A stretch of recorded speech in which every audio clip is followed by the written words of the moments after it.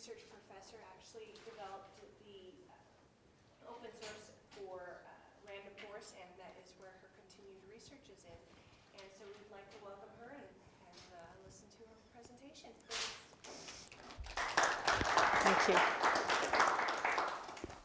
Well, thank you for introducing me and for inviting me here. Thank you, Dan, for contacting me.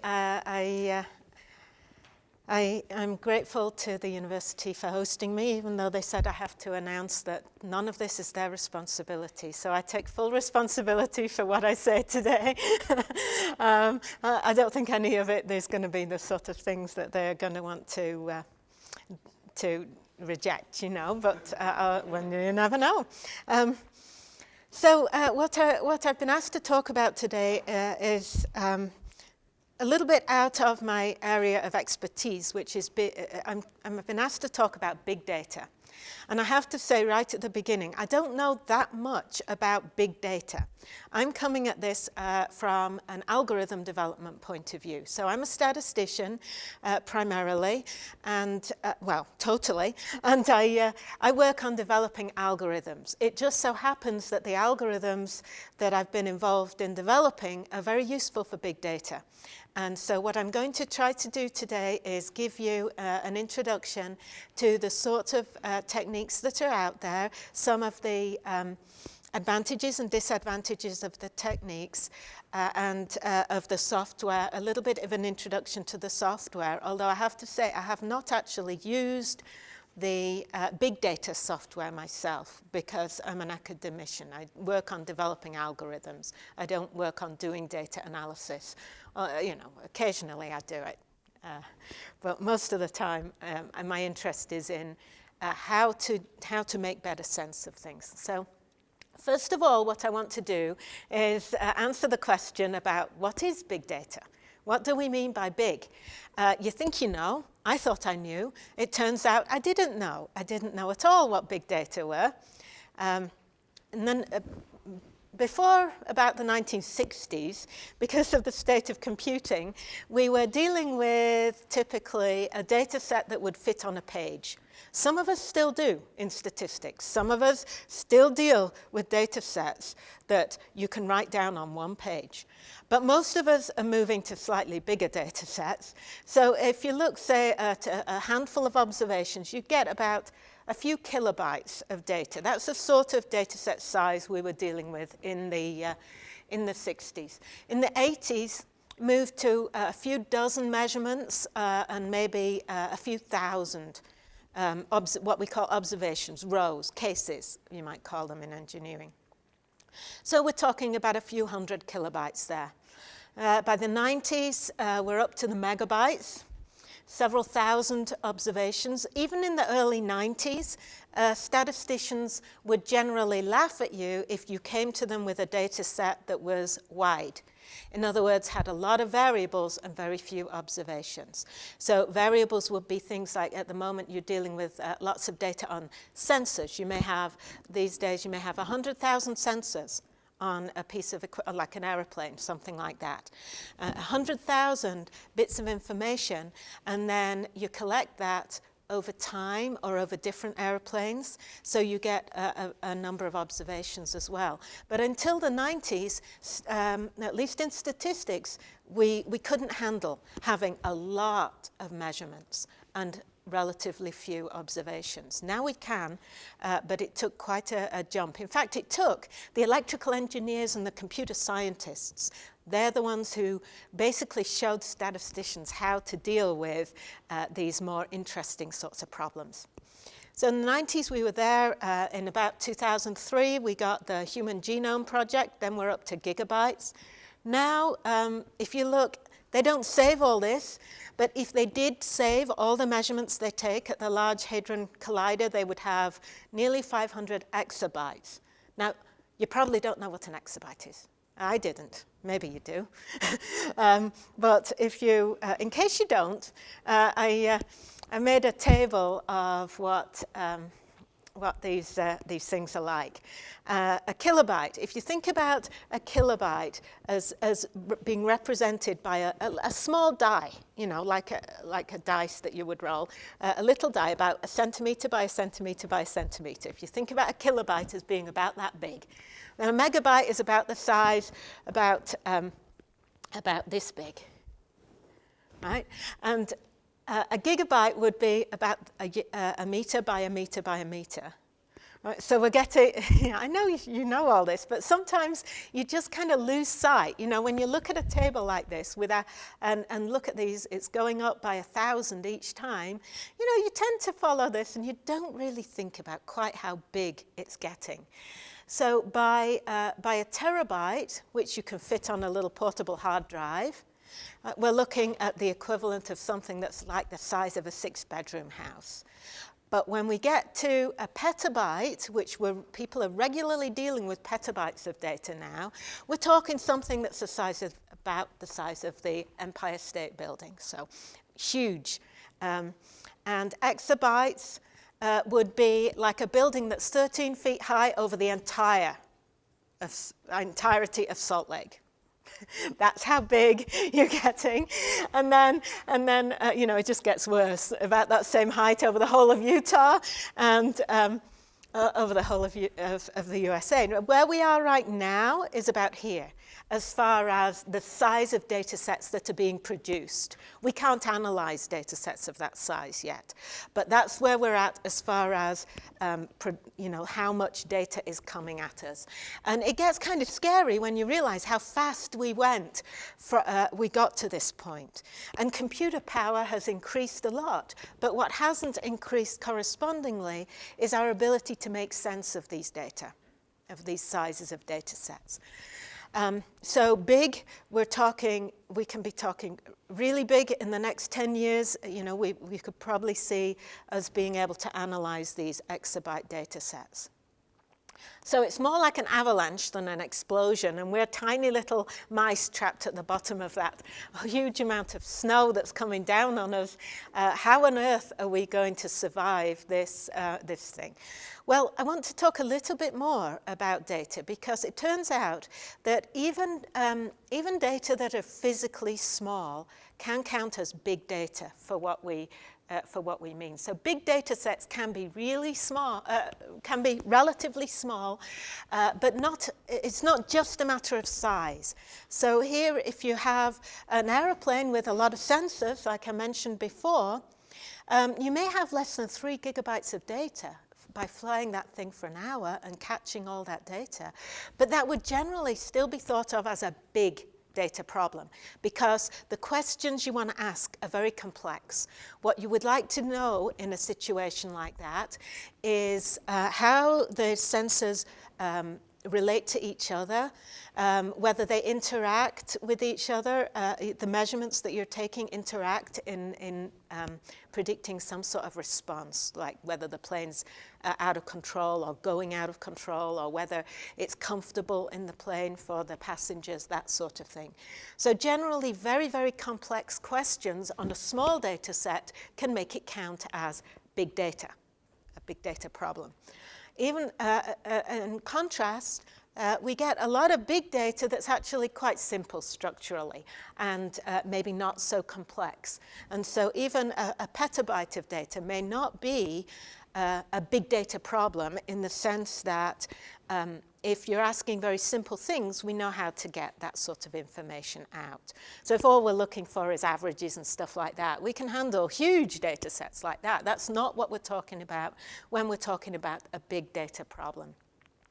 So really, the term big here is a combination of the size of the data set and the complexity of it, and the complexity of the questions we want to answer from the data. It's very hard for a very small data set to be classed as big data.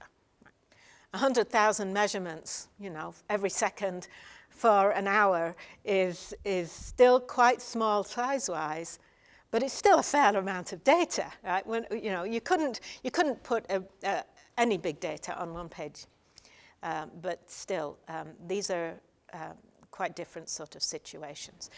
So, you know, I don't know how much you know about statistics, so I thought I'd better talk to you a little bit about statistics, because I don't know about down here and in the rest of the world, but at USU we don't require much statistics of our mechanical engineers. In fact, very little at all. And unfortunately, the statistics that you do see in an intro class is really not what statistics is all about. You see things like little chi-square tests, a lot of tests of hypotheses, things like that. Whereas the part of statistics that I'm interested in is much different from that. I never do any hypothesis tests. So just about everything you learned in your intro stat class is out of the window for me. In fact, you know, if somebody gives me a designed experiment, I look at it and I say, I'd better go get somebody to help me with this. Because designed experiments, you know, they're a particular branch of statistics and it's not what I do. But what I look at is right at the edge of the field of statistics and electrical engineering or computer science. There's an intersection there, and it includes data mining, machine learning, and big data is right in there. But as statisticians, you know, what we're interested in as a field is data analysis. Data analysis is we're not stamp collectors, in other words, like the statisticians that you tend to think of in ballparks and things like that. You tend to think that they're stamp collectors, that they collect data, that they want to collect statistics. We don't collect statistics. We develop new methods for analyzing data, for making sense of data.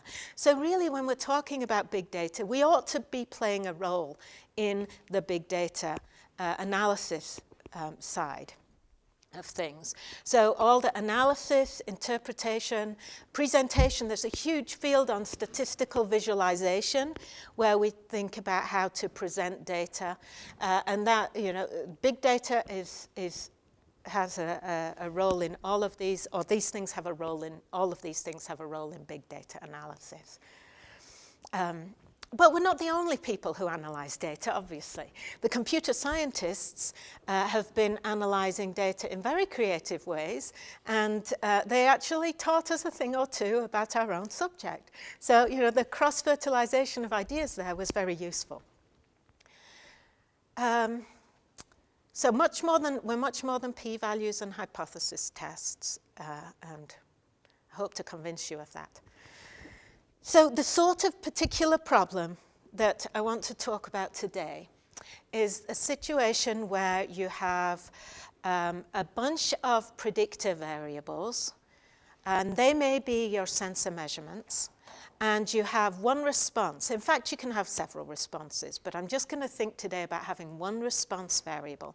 And that response variable may be the cabin temperature, the average cabin temperature in your aeroplane. Or it may be, if you can categorize the comfort level of the passengers or something, you know, ask them how comfortable they are, from very uncomfortable through to very comfortable. You know, you see that sort of survey all the time. So in the first case, where you may be looking at a continuous response, something like average temperature, we would call that a regression problem.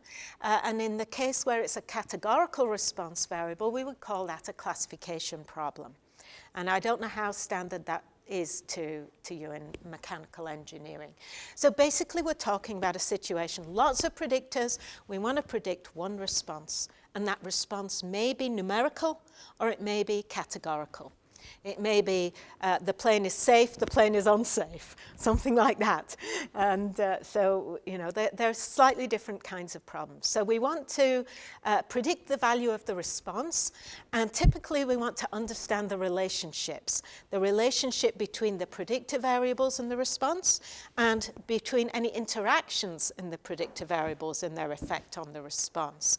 So maybe it's just that one of these sensors relates strongly to the response, but it may be that it's only when you get two of them that are showing, you know, things in combination. Looking at both of those, that may tell you something about the response. So that's what we mean by interactions. Now here's where computer science, computer scientist data analysis is different from what we do in statistics. Because typically the sorts of problems the computer scientists have been interested in here are things like pattern recognition. So when you answer the phone and you can say yes or no, those sorts of problems where the computers basically learn whether it's a yes or whether it's a no, in those problems, you're only interested in predicting. You don't care about what makes this a yes and what makes this a no. Right? You're not interested in interpreting. You just want good prediction. If you just want good prediction, then the methods that you might use are quite different. But if you want to interpret what's going on, which as statisticians we do a lot because we deal a lot with biostatistical data. So what you may be looking at here in a biostat problem would be, all the health measurements. You could get, a full body scan. Eventually, we're going to be looking at getting huge amounts of data on people, saying whether they've got the disease or not. We don't just want to say, yes, you've got the disease, no, you don't. We probably want to say, well, what is it about? We want to understand what it is that causes us to predict disease or not. So we want to get some insight into the science, into the medicine. And so understanding the relationships between these things makes it more of a statistical problem. So both of these fields, statistics and computer science, have sort of converged at this point, but you still see differences in the types of algorithms according to whether they've come out of the CS community or the statistics community, because of our different goals, right? Different goals in analyzing these. So here's a little picture, a couple of little pictures, about basically the state of this problem as of the 80s. And the top one is the situation where we have a continuous response variable. So in here, what we may be looking at is temperature on this axis. I'm not sure my scale's any good on here. And maybe some sensor on this axis, and thinking about having a linear relationship between the two. That's simple linear regression, which you might have done in that class, but unless you used it since then, this may not be that familiar to you. But simple linear regression is what we could handle. And we could handle multiple regression, which is when you've got lots of different predictor variables and one response. But again, it was linear. So we just started in the 80s, in the mid-80s, to look at nonlinear versions of this. Smooths, polynomial regression maybe, but more non-parametric things like smoothing type methods to try to fit nonlinear regressions. Classification, people are often less comfortable with classification. Typically, we would only start to teach this in a senior level statistics class or even in a graduate class, depending on the program. And what we may be looking at here is two different groups. So it may be a little hard to see. I don't know if you can see the difference between the circles and the squares. Primarily, the ones above the line are circles, the ones below the line are squares. Those are the two different classes of objects we've got. And what we would be trying to do in a classification problem is find a separator so that if we had a new observation that was maybe right in here, we'd say it's like the circles. And if we had one in here, we'd say it's like the squares. So what we would be trying to do is separate out, trying to build one of these things that tells us how to predict the class for a new data point. And in the 80s, the methods we had for this, in the early 80s, were discriminant analysis, Fisher's discriminant analysis, also known as linear discriminant analysis, LDA. Maybe you've heard of that? No? Well, okay, and logistic regression is a slightly different method. But the thing that's important about both of these methods is that they separate out the groups with a line. And if you've dealt with real data, you know it's completely unrealistic Both of these situations are completely unrealistic for today because, well, for any real data, it was even unrealistic back then. We just couldn't do much different. But they're completely unrealistic because data don't tend to be nice linear, don't tend to have nice linear relationships. They don't tend to be separable by a nice line, like in this example I've shown here. You may need a curved space.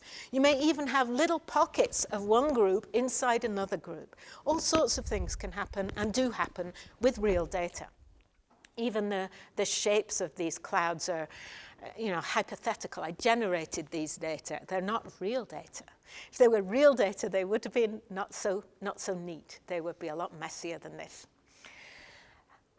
So this brings me to introduce my good friend, my intellectual father, Leo Breiman, who was my PhD advisor at Berkeley. And Leo, in the early 80s, started to, he had this one really, really cool saying, if all you've got is a hammer, every problem looks like a nail. In other words, if only you've got a linear methods, you're going to apply them to everything.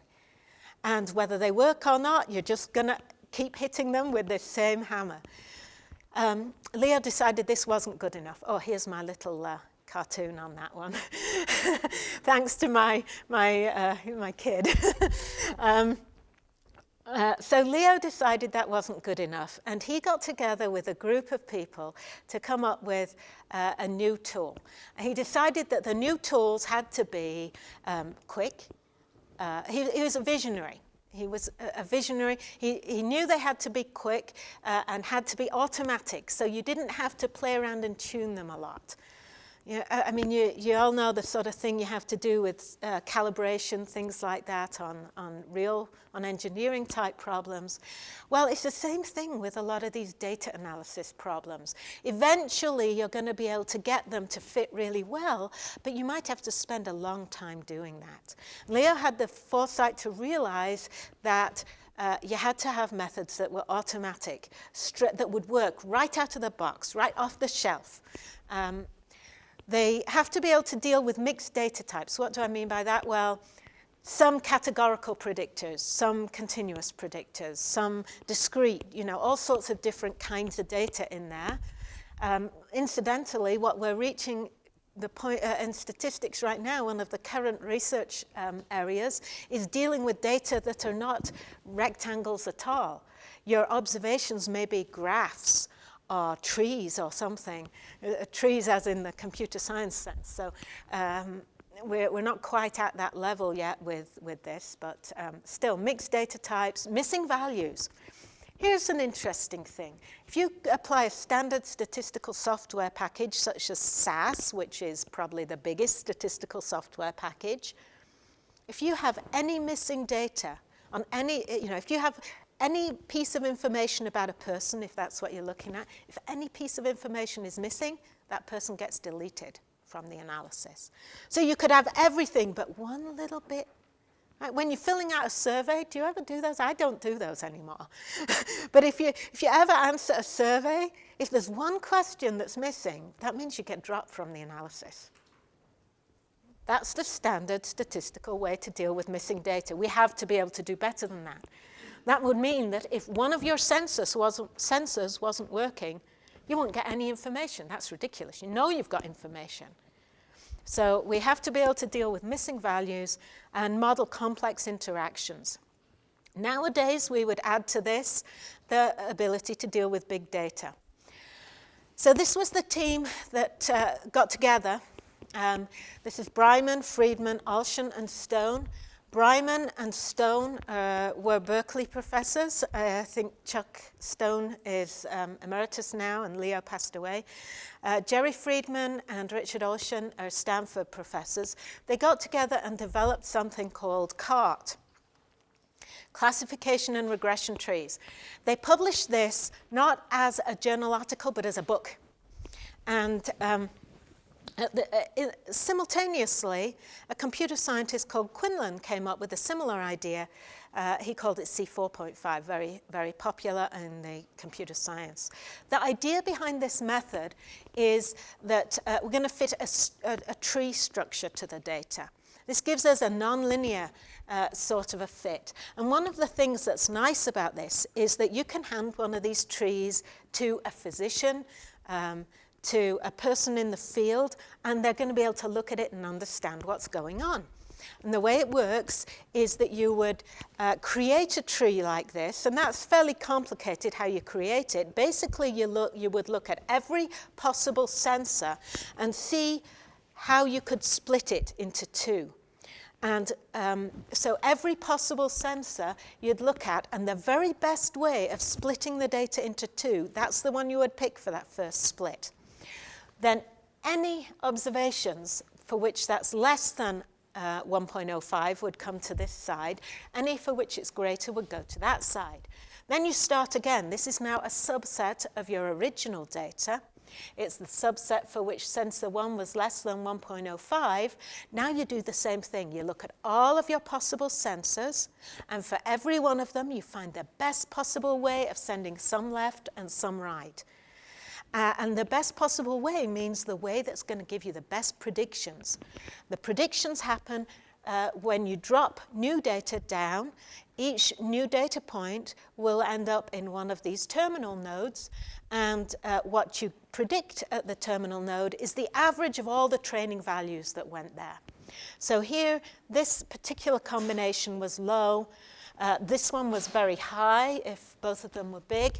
If it was big. And let me show you another way to think about this.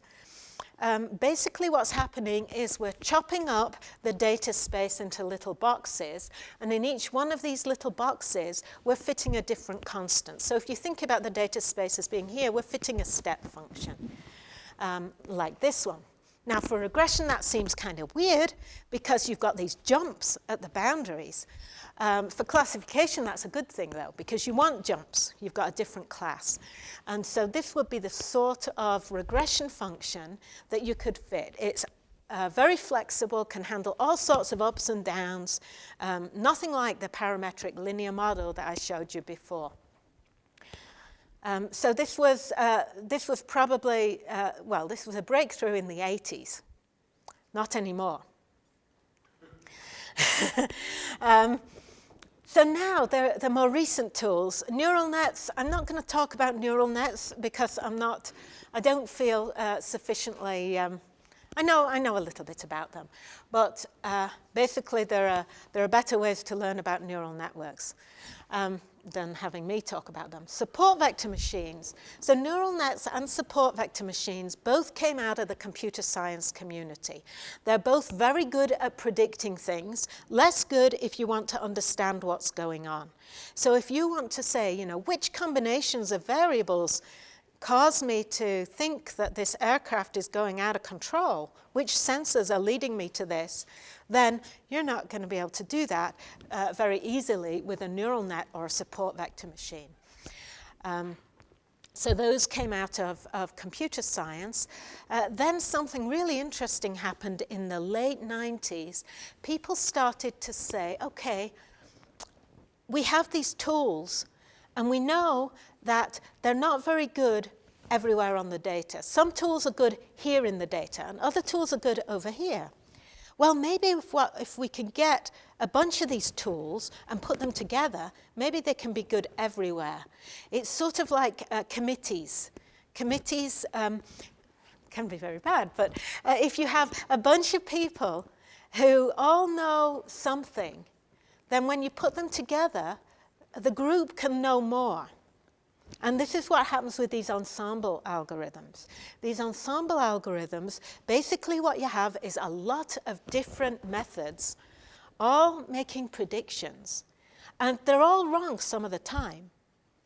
But if they make their mistakes in different places, and the majority are always doing well, then you can get big gains by combining a lot of these. And that's the principle behind these ensemble algorithms, is you fit a lot of different simple methods, can be very simple, And you hope that you can force them to make their mistakes in different places. If you can say, so everybody makes a mistake 10% of the time, but if everybody's making mistakes in different places, when you put everybody together and get a consensus, they're right most of the time. And that's what goes on behind these ensemble methods. So the first real one of these was AdaBoost, which Freund and Shapire, they're computer scientists, they came up with in the late 90s. Jerry Friedman, the guy with the white hair you saw before, he came up with something called gradient boosting at around the same time. And Leo Breiman came up with random forests. And shortly, even before his paper was published, we'd started working together. We'd gone our own separate ways for a while, came back together, worked on random forests until he died in 2005. But the original paper was his.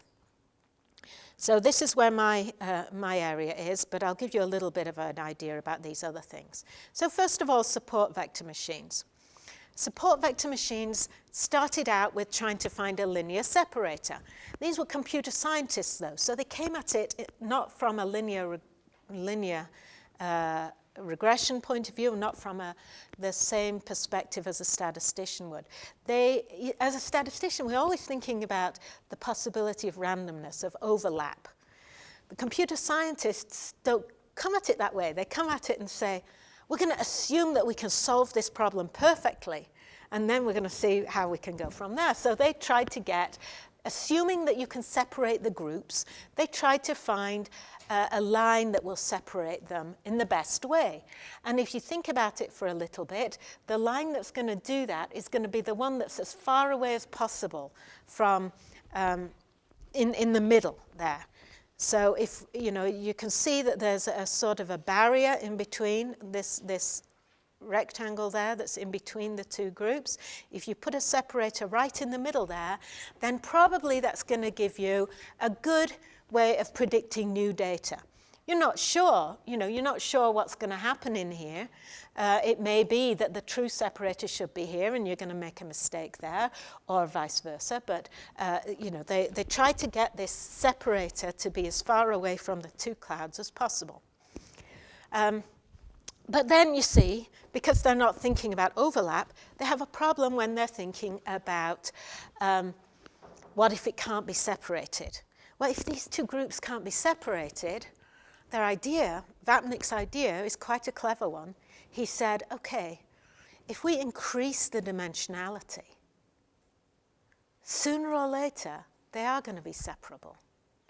If we can push them into a higher dimension, then sooner or later, we're going to be able to separate them. And that was the very clever idea he had. Although, when we're thinking about a big problem to begin with, the thought of making it even bigger in order to solve it has to make you wonder a little bit. So if you can't separate them, they increase the dimensionality. And then the other thing that they do, if you look at the support vector machine literature, and there's a lot of it, is that they use what's called a kernel trick to deal with nonlinearity. Basically, what they're saying is we're going to push it up into this higher dimension in a nonlinear way and then solve the problem and bring it back down. In fact, they never actually do that transformation. They solve it all down here, but the thought is that they're pushing it into a higher dimension. So very clever kernel trick there, and you'll see there's a huge literature on support vector machines. Some of the problems with them.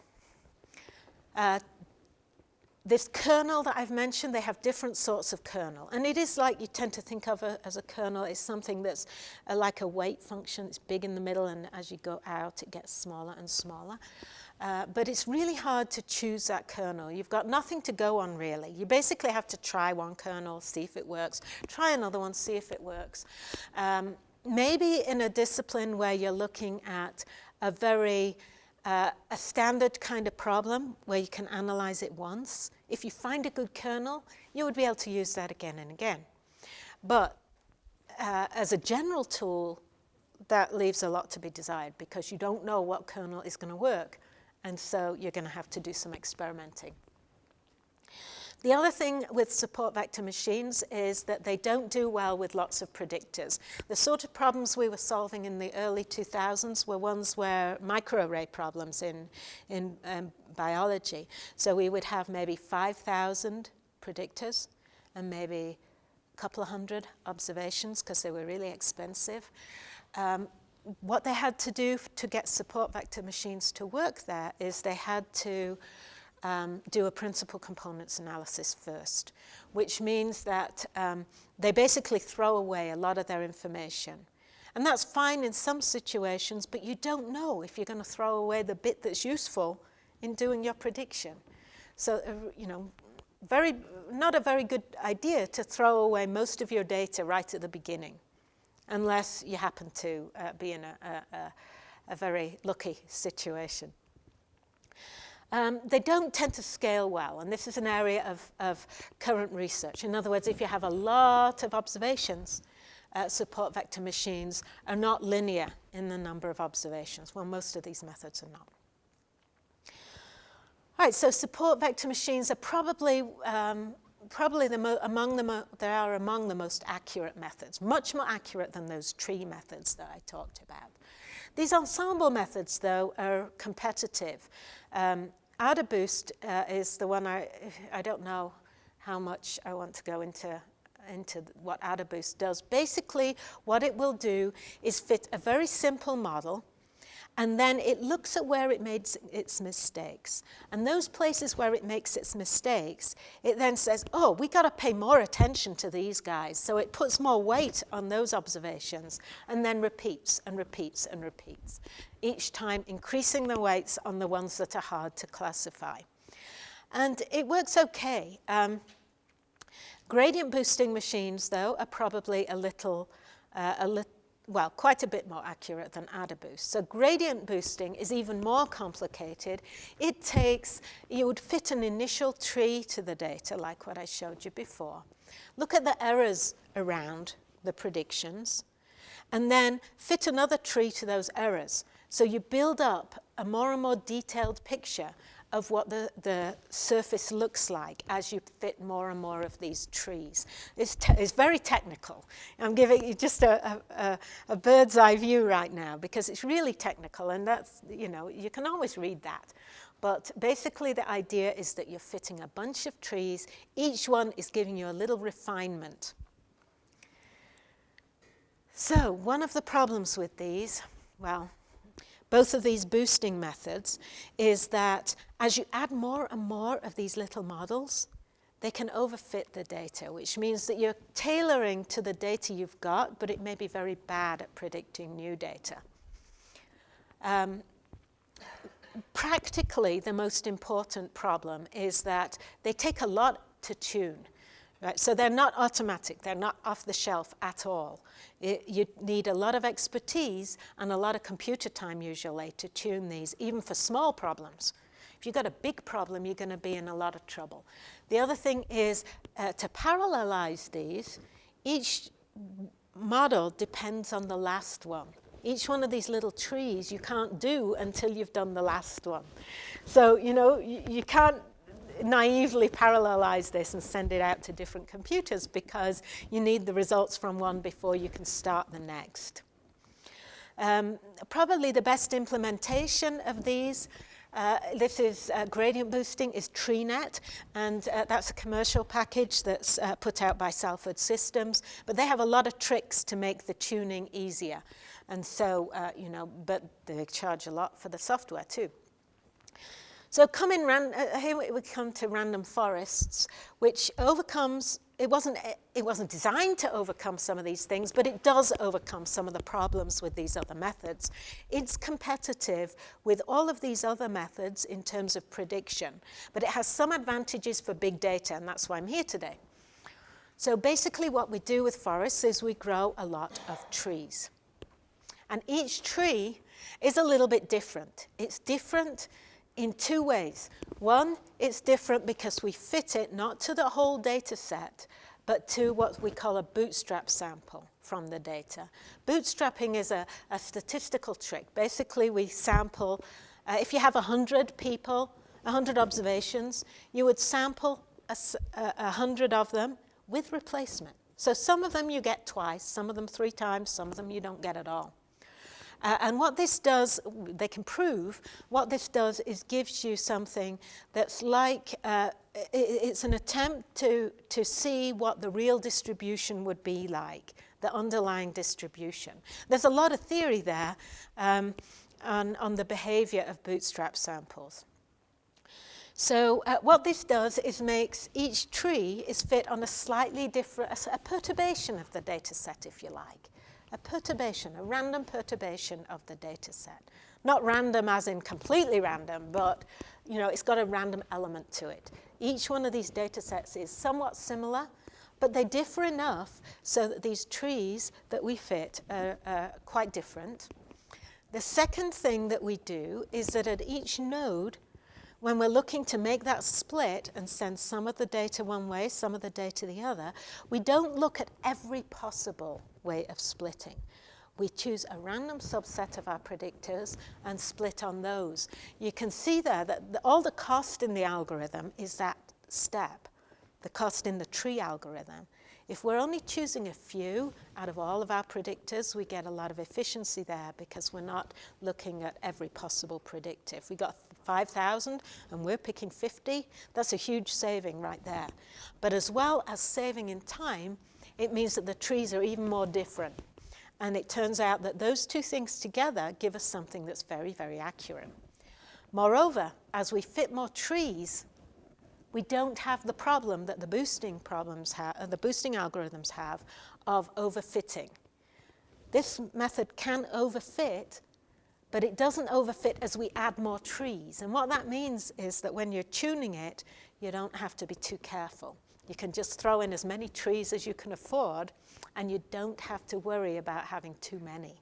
You can't have too many. You can have too few, but you can't have too many. So what this has led to then is an algorithm that's incredibly popular. Just every day now I'm getting 2, 3, sometimes more questions from people around the world asking about random forests. So part of the thing is that support vector machines have thousands of researchers working on them. Random forests was me and Leo, and now he's gone. So it's, there are other people now that are developing it. But, it was only us for a long time. And so it's very popular. So the advantages of it, because it's tree-based, it can model complicated interactions. It's very easy to tune. I think this is the single biggest reason why it's used as a benchmark. Right through, thousands and thousands of people use it. It's in the software package. You probably use MATLAB, right? Yeah? We use R. R is a statistical package. It's in there. It's so easy to tune that usually you don't need to tune it at all. There's really only one parameter that you need to tune at all carefully, and it's this one in here, this M. We do tend to grow the trees very big in classification, and there seems to be no harm to growing them really, really big trees in classification. If you grow them big in regression, you can overfit. So that's another tuning parameter if you're dealing with regression. But basically for classification, the only tuning parameter we've got is this one.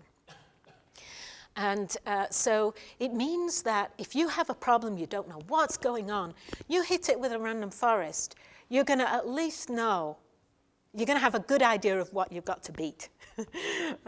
So it's used in benchmarking. If some of these big data analysis competitions use it to say, okay, let's just set a bar, and then, and so if you look at, there's a data mining competition called Kaggle. And Kaggle has random forest built into it as being one of their benchmarks. And if you can't beat random forest, then you go home, But it at least gives you a bottom line as to what you can do. But it's actually often a lot more accurate than that. Sometimes it takes a long time to beat the random forest. It takes a lot of expertise and a lot of tuning to beat the random forest. So it's accurate. we can handle lots and lots of predictors. Random forest is one of the few methods that can handle these problems where you've got thousands of predictors and only a few hundred observations. Support vector machines can't do it without doing principal components first, which throws away your data. The other thing about the algorithm you may have noticed is that it's very easy. It's embarrassingly parallel, what they call embarrassingly parallel, because if you look at it, the trees don't depend on each other. They're independent, which means you can send one tree to this processor and another one over here, and then just collect them. So, I don't know that much about parallelizing, but I do know that that's a highly desirable thing if you want to parallelize computation, which is what the big data thing is all about, is how to do these things in a distributed environment where you've got a lot of processors. So, the more recent developments then, 3 things. And here I'm kind of on the edge of my security, but there hasn't been that much that's been done in algorithm development since the early 2000s. People have refined these techniques. They've done a lot of work in trying to extract meaningful information from random forests, from support vector machines, things like that. So saying which variables are useful. But the big developments recently have been in the architectures for running these. And so the first one of these was developed at Google. It's called MapReduce. And MapReduce is a way, it's 2 things. Basically what Google wanted to do was download the internet. I watched a cool video on this last night. Download the internet and do some math on it. That's basically the goal, what Google wanted to do. And so what they had to figure out was how to deal with these huge amounts of data that you can't fit on a hard drive, a single hard drive.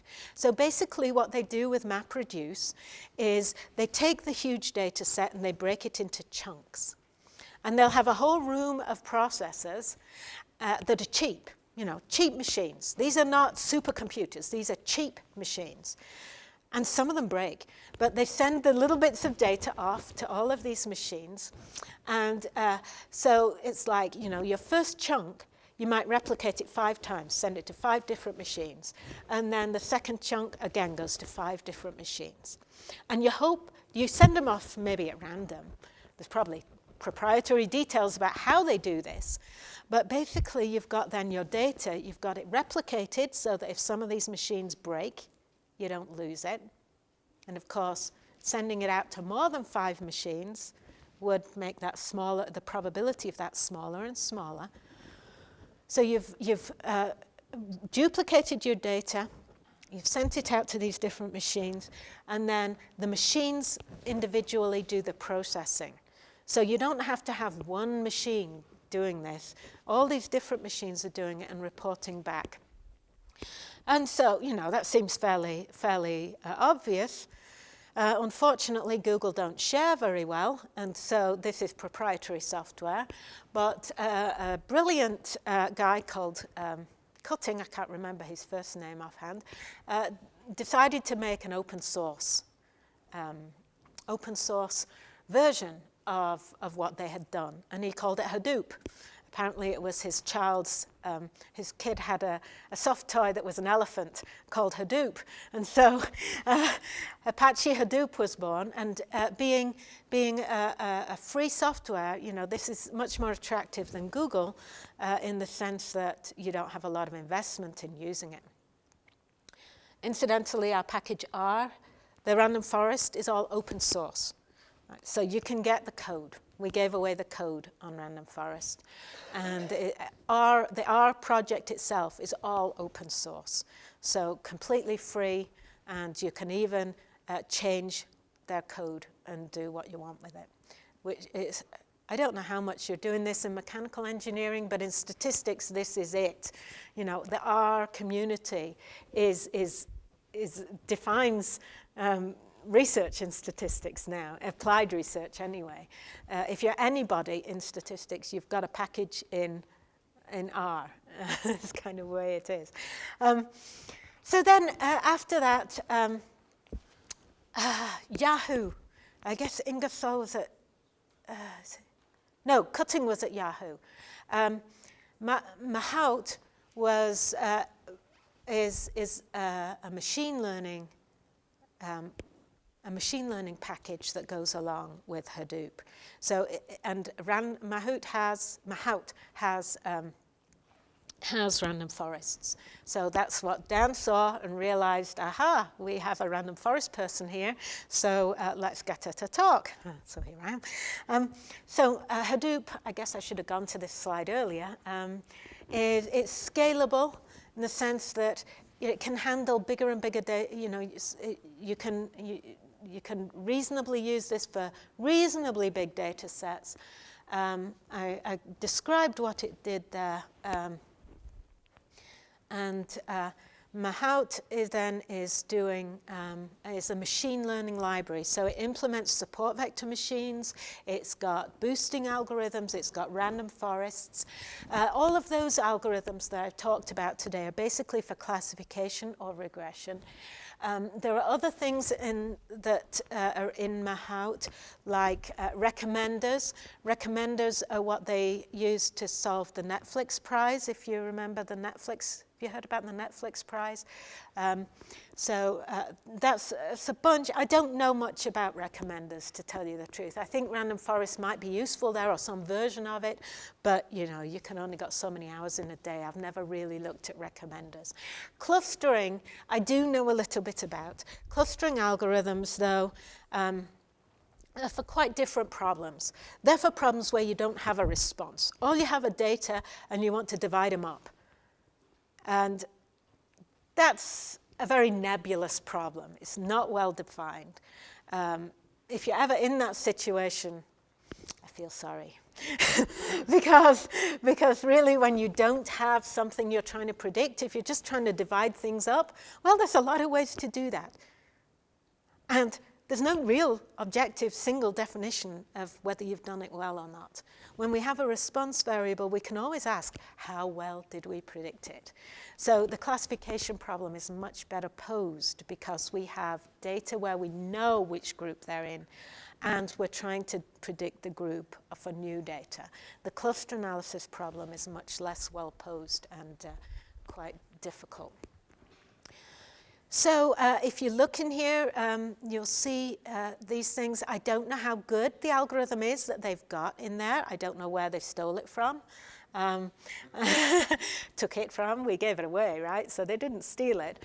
But I don't know, I can't tell you. I know that the version in R is good. I know that the Fortran version on my website is good. I know that Salford Systems has a version that's good, but I don't know, you know, people are writing their own random forest code, and I don't know what it does. And it's hard. Tree-based code is hard to write. It's hard to write well. So it's, you know, you have to be a little skeptical about some of these open source things. Nonetheless, time will make it improve. So there are opportunities for using machine learning tools for big data. From my point of view, I'm excited about the thought of modifying random forests, experimenting with it to try to make it better for big data. It's already good, you know. It wasn't developed specifically with that in mind, but it just turns out to be good. And but there's no reason why we couldn't do better there. New problems, solving new problems where you'd have maybe different types of data. So lots of opportunities there for a statistician. I don't know, I don't know whether that's any use to you or not, but yes.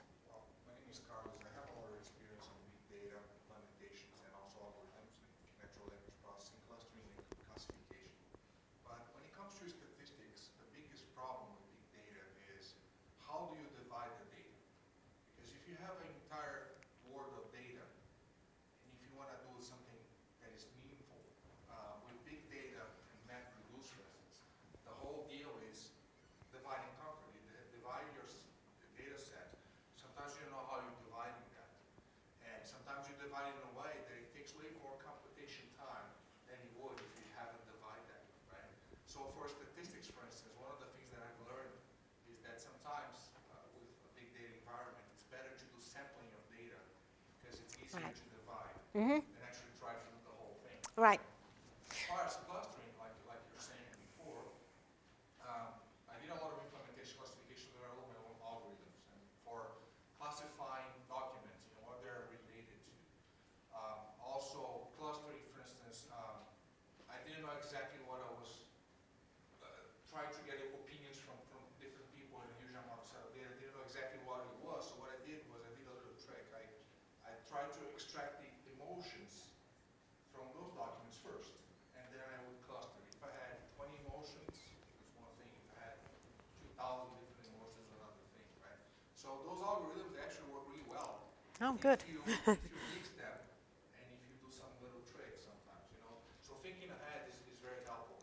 Google, what they did with MapReduce was they published the idea. Yeah. What they haven't published, which is the secret sauce, is how do you divide the problem? Because Yeah. every problem is different than the other. Yeah. So that's the biggest thing. When it comes to statistics and a lot of data, the only thing I found, I don't know if you have any better suggestion, but the only thing I found was that if you're doing that, you might as well try to sample the data first, and then Mm-hmm. and compare the result. I don't know if it's what you think about that, but that's Yeah. The other thing I was thinking about, we're talking about data from sensors like airplanes and whatnot. Mm-hmm. Have you ever tried the idea of applying ontologies to sensor data as well? Because ontologies work really well for language, for instance. You can have a database of truths, of concepts. Maybe sometimes, sensor data is also concepts. If you see a sequence of those sensors firing, you know that this is a possible outcome. I don't know if you've ever tried that. I'm aware of the work that's been done, but I haven't actually looked at that. I know. No, it's good. NSA, I know, for what it's worth. NSA is using random forest for some of its document recognition problems. Of course, it's hard to find out exactly what they're doing with it. But this is maybe the bit that the U doesn't want to take any responsibility for. But yeah, I have a friend at NSA, and he'll talk to me about random forest because I know that they're using it there. They're using it in several different branches, actually, of looking at document recognition, just in a less principled way than what you're talking about, though. Like legacy documents or documents as if they're already digitalized, they just want to know They're, what they're about. yeah, digital. Yeah, so they want to know content, and Information extraction like that, right? And they're trying to do that. They're using random forest for information extraction. Is that what they do? Or information retrieval? yeah, retrieval, information retrieval, and yeah. So I don't know so much about that aspect. Random forests are very general, as you probably gather. They're used in a lot of different disciplines. So some of these disciplines, one of the things I know about what they're doing there is that they have a lot of binary data. A binary data would give a lot of methods a hard time, because when you've got a lot of binary data, there's so many combinations of things going that can be ones and zeros that you get a combinatorial problem if you're not careful. And I know random forest was one of the few methods they could find that would actually deal with that, because these splits are ideally suited to if your data are binary to begin with. But let's come back to your idea about sampling, because that's one of the things that we can do here. You see, Forest was developed for small data. And this bootstrap sample is what we do for small data. Hey, it's very easy to think about doing that on a small subsample of the data. Right? So instead of doing this bootstrap sample, which you don't really need, if you've got huge data, there's no need to bootstrap. You just take a very small random subset, send that off. Another one, send it off. And so, you can easily do the sampling here. And where some of these other methods, it's not easy to modify them in that way. So, that's one thing that some of them, I guess, gradient boosting. It's gradient boosting. Jerry Friedman developed that. He does that on small samples. So, people are looking, some of these methods explicitly include the possibility of fitting each one on small on a small sample. Like taking a huge graph and divide that into subgraphs and try to make Yeah, but with overlaps. With overlaps, that's the cool thing about forests, is that you would be sending different subsets, but they would have things in common. And so, just very, very easy to think about sending it away, a little bit over here, a little bit over here, but not necessarily needing to have it disjoint. You would want it to have overlap. And the randomness that's built into the algorithm, well, the randomness of the sampling helps the algorithm, because the algorithm is benefited by having these trees being a little different, right? Each tree, you want it to make mistakes in different places, so having it built on a subset is a very attractive thing. I don't know whether that would work well. Probably would depend on the problem, but nonetheless, it's an easy thing to start thinking about how to modify for big data, I think. But primarily, the thing with this is not when you've got a lot of observations, but a lot of variables. That's when you really have problems. Now, if you have a lot of variables, then you got to do something to deal with those, and random forest seems to work very well in these problems. those variables are related to each other in n ways. That's when it gets really hard to divide the problem. If they're not related, it's a little bit easier. If they are, Yeah. But here you see the interactions are one of the things that may be important. So, we don't want to divide the variables too much. This automatically selects some of them at each node, but you don't want to split them up completely. We've tried doing this where you instead of taking the variables at random at each node, you take them for the tree. Right, so this would be like sending a tree with only 5 variables over here and another tree with only 5. Doesn't work. You have to send all the variables and then subset at the nodes. So you can imagine then sending each node off to a different machine to do the splitting of that node. So there's a lot of different things you can try. Sorry, that's probably a very long answer. Oh, by the way, my last slide.